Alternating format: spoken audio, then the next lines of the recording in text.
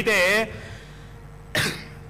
అక్కడ ఒక సారథి ఆ పగ్గాల్ని పట్టుకొని గుర్రాల్ని నియమిస్తూ సరైనటువంటి చోటికి రథాన్ని తీసుకెళ్ళి, సరైన మార్గంలో సరైన చోటికి రథాన్ని తీసుకెళ్ళి తన యజమానిని సరైనటువంటి చోటికి చేర్చాలి అనంటే ముందు ఆ సారథి నిపుణుడై ఉండాలి.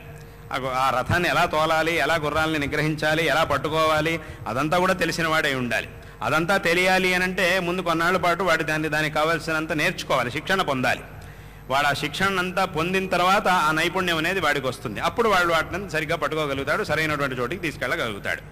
సరిగ్గా వాడు నేర్చుకోకుండా ఇప్పుడు ఎవడో కొత్తగా వచ్చాడు, వాడిని తీసుకొచ్చి రథంలో కూర్చోబెట్టి తోలమన్నారు అని అంటే అప్పుడు వాడు ఏం చేస్తాడు, ఆ తోలడం చేత కాదు కాబట్టి ఏమవుతుందంటే వీడు వెళ్ళాలనుకున్న చోటికి కాకుండా ఆ గుర్రాలు ఎక్కడికి పరిగెడతాయో అక్కడికి వీడు వెళ్ళాల్సి వస్తుంది. వాటి వెనకాల ఎందుకంటే పట్టుకున్నాడు కాబట్టి అవి పరిగెత్తాయంటే వీడు దాని వెనకాల పరిగెత్తాల్సి వస్తుంది. ఎక్కడెక్కడికో వెళ్తాయి అవి, వాటి ఇష్టం వచ్చిన చోటికి అవి వెళ్ళిపోతుంటే వీడికి దాని వెనకాల పరిగెత్తాల్సి వస్తుంది, ఆ గుర్రాల వెనకాల పరిగెత్తాల్సి వస్తుంది.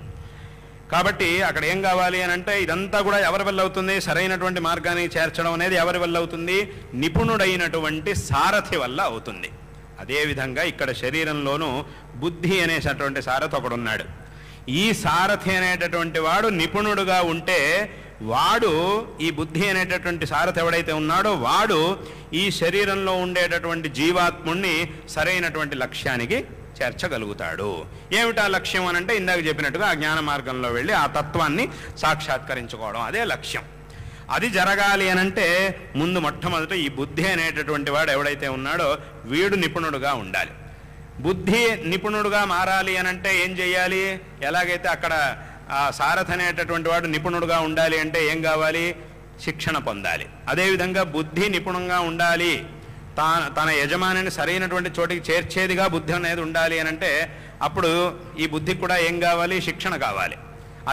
ఆ శిక్షణ అనేది, శిక్షణ అంటే ఏమిటి, జ్ఞానం. అక్కడ ఎలాగైతే ఎలా తోలాలి, ఎలా ముందుకు తీసుకెళ్ళాలి, ఎలా ఆపాలి, ఎలా పరిగెత్తించాలి, అదంతా కూడా వాడికి తెలిసి ఉండాలి.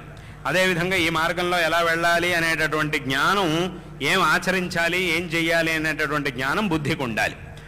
ఆ జ్ఞానం బుద్ధికి రావాలి అనంటే అధ్యయనం చెయ్యాలి. అందుకే అధ్యయనం చెయ్యాలి అని ఇక్కడ చెప్పింది. కాబట్టి మనం చేయవలసినటువంటి సాధనా మార్గంలో